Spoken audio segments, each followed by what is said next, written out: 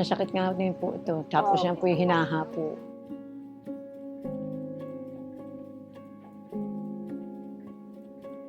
Wala naman ako ibang nararamdaman kundi yan, mama. Hindi ako makalak. Pero kung ako lang po, kung ako yan din talaga, gusto ko nang magpahinga. Kaya lang, ayaw pa yata po ng Panginoon.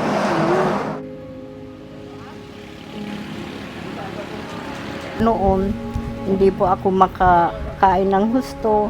Hindi po ako makapaligo minsan dahil yung mga anak ko, wala po sila.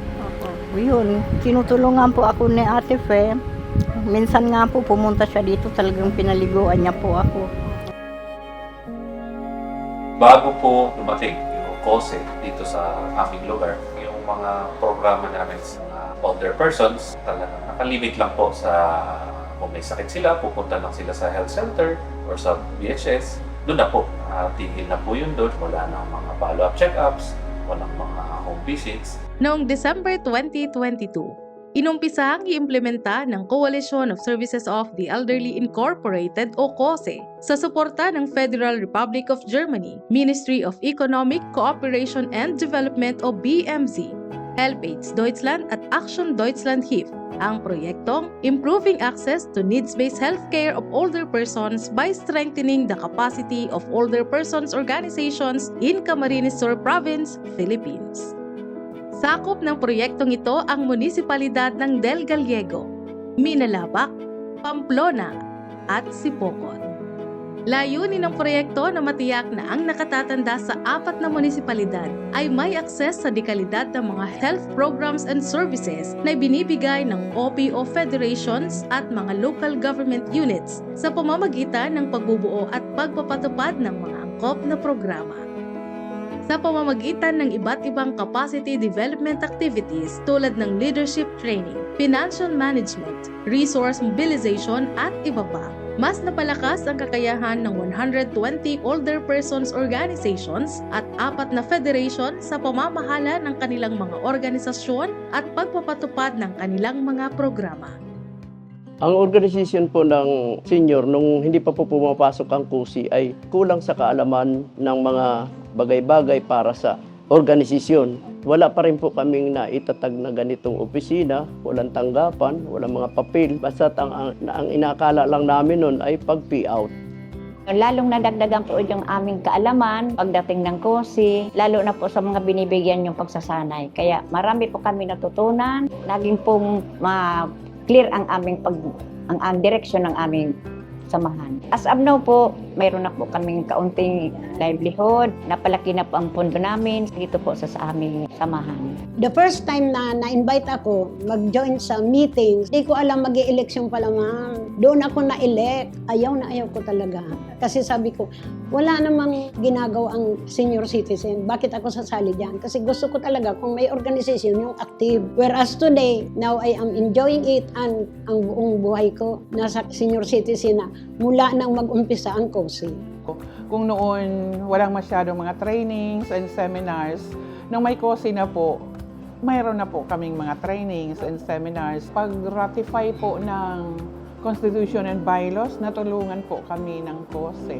Kung noon po ay hindi masyadong nakatutok kami sa CBL, dito kami natutong gumawa ng yung pong vision and mission and goal.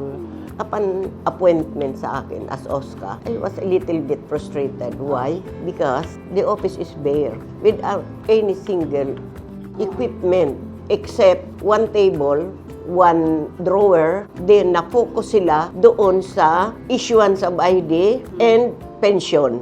Ang mga baska po ay marunong na po sila ngayong gumawa ng mga papers, kung ano yung mga gusto nila. Halimbawa sila ay may proposals, natuto na po sila through assessment po at tulong ng pagsiseminar at training po ng KOSE. So with the help of KOSE, unti-unting nagmulat yung senior citizen. Babarangay kami, information dissemination. Malaki ang utang na loob namin sa KOSE. Particularly ako, being the OSCA head at that time. Kung hindi sa ganon, hindi mamumulat yung mga officers ng BASCA how to run an organization.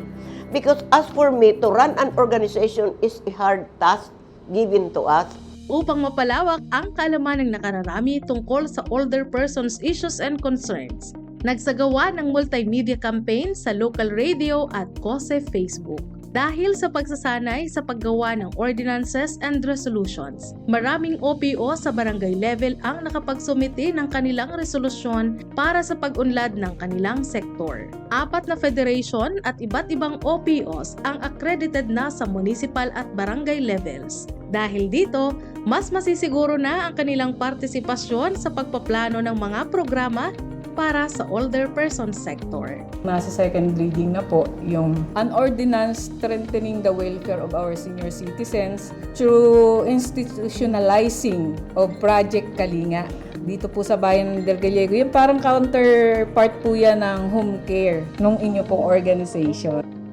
Malaki pong pagbabago dahil ang naitulong ng COSI, ang nag-organize sila doon sa kada barangay, tinulungan nila yung mga baska, yung mga elderly namin sa paggawa ng constitution and bylaws para magkaroon silang mission and vision at saka yung mga health programs. 2 ang health workers na itinalaga dito sa Minalabak para mag-assist doon sa mga elderlies na nasa bahay na medyo bedridden at saka na-stroke.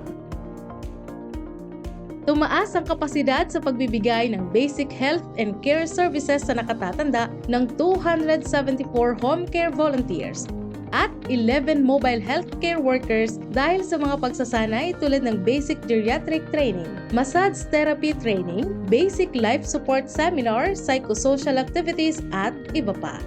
Dahil dito, naging mas accessible ang health services and care sa older persons na may sakit, may kapansanan at living alone. Kakulangan din ng BHW dito. Hindi sila laging nabibisita. Tapos minsan nagsasabi sila, pakiramdam niya mataas ang blood pressure niya. Hindi naman siya makapunta ng center. Pag nakita na naigagalaw na yung mga kamay niya, kumbaga may improvement kaming nakita sa kanya, natutuwa na rin po kami noon. Masaya po kami na kami nakakapaglingkod sa mga nakakatanda. Kahit nagugutom, kahit mainit, okay lang. Yun po ay tao sa aming puso na kami maglingkod sa kanila. Nagkukuha po ako ng vital sign, nag-health education, tinuturoan ko po ang pamilya niya kung ano mga dapat na gawin sa pag-aalaga kay ate para maging okay naman po ang paramdam. Pag pupunta po kami, naiyak na sila, ay napakaganda at naalala nyo kami, na napupuntahan nyo kami rito. Yun po talaga ang nakakatuwa po sa amin. Kumbaga, napupuntahan namin yung matatanda na nangailangan ng mga tulong, hindi lang financial, kundi yung food pack, mga ganyan, kundi yung pag-ibig ba sa kapwa na konting makita lang nila kami, talagang masaya na sila, natutuwa. Nung dumating na po yung COSE, mas nabigyan na importansya, nagbigyan ng tutunan ng pansin ng ating mga older persons. Pati din po kami ay mas natututo dahil sa mga trainings, nadagdagan kami kaalaman, yung ating older persons na pupuntahan na po sa kanilang mga bahay. May home care service tayo, nabibisita sila, talagang nababantayan natin kahit hindi po sila pumunta dito sa RHU or sa mga PSS. Nakapagbuo ang 4 na munisipyo ng support group na binubuo ng iba't ibang government offices, civic, church, and private groups. Layunin ng support group na makapag-provide ng technical support sa mga older persons organizations. Sa loob ng 3 taon, naisagawa ang 11 capacity development activities para sa piling nakatatanda. Dumaan sa iba't ibang pagsasanay ang 360 OPO leaders at naabot ng proyekto ang mahigit 4,000 older persons sa 120 barangays at 4 na munisipyo. Dahil dito, tumaas ang kaalaman, kamalayan at kapasidad ng mga OPO leaders at key partners. Gayunpaman, marami pang dapat gawin upang mapabuti ang kalagayan ng nakatatanda at mapahusay ang kalidad ng mga programa, lalo na sa larangan ng health services.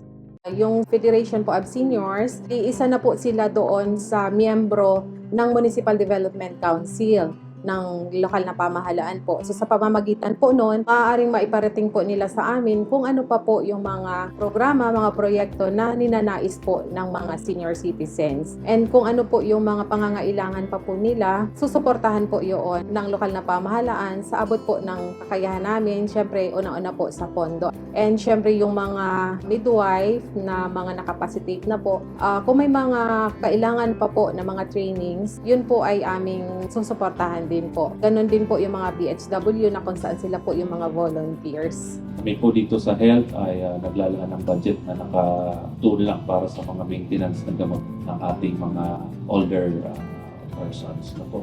So naglala kami ng budget umpisa next year para tuloy-tuloy po masustain at mapalawak pa natin po ang programa. Napag-isip namin na talagang maganda itong programa ng COSI, kaya nag-sponsor po ako ng isang ordinance to institutionalize. Ito pong mga programa, mapagpatuloy yung mga programs, healthcare na projects ng COSI dito sa Binalabak. Kami po itong nasa laylayan na dapat sumuporta sa kanila para tuloy-tuloy yung kanilang organisasyon. Hanggang sa mga may nababawas, may nadadagdag, andito pa rin po kami sa kanila. Pero sa akin, sa puso ko talagang kailangan mag-survey, even na yung amount na hindi na po yan.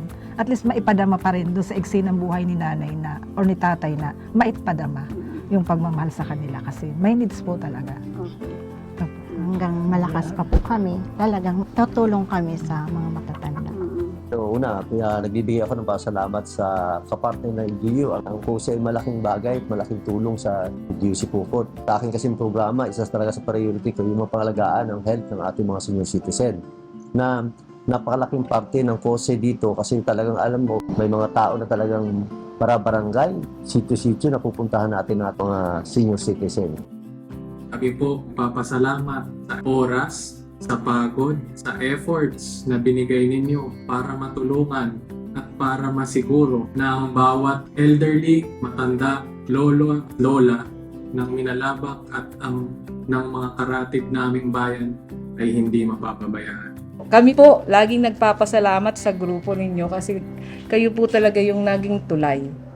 Naging tulay na mas maisaayos natin sila, mas mabigyan natin sila ng pansin. Yun naman po talaga ang aim natin, mabigyan sila ng kalinga. Yan po bagay pagbabalik lang natin sa mga nakakatanda kasi kung ano po tayo ngayon, sila po yung dahilan. Kaya ayun po, kaya lagi-lagi po talaga ng pasasalamat ko sa programa ng COSI.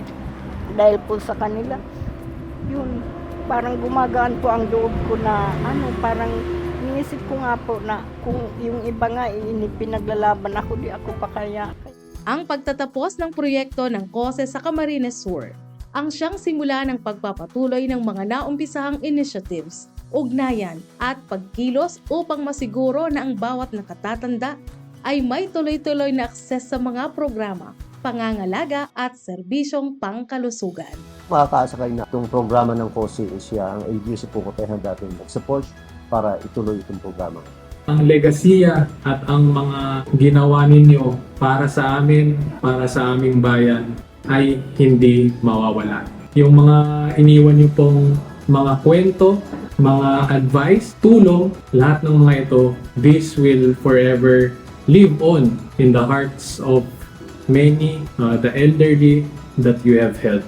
Thank you so much po sa COSI sa patuloy po na bibigay ng tulong at asistensya para po sa ating mga senior citizens. Makakaasa po kayo na kung ano po yung nasimulan ng COSI, yun po ay aming maipagpapatuloy sa tulong po ng aming MSWDO. Sa patuloy na kolaborasyon sa mga local government units, iba't ibang sektor at komunidad, mas marami pang nakatatanda ang maaabot at may pagpapatuloy ang adhikaing magkaroon sila ng mas malusog, mas aktibo at mas marangal na pamumuhay hindi lamang sa Del Gallego, Minalabak, Pamplona at Sipokot, Camarines Sur, kundi sa iba't ibang bahagi ng probinsya at ng bansa.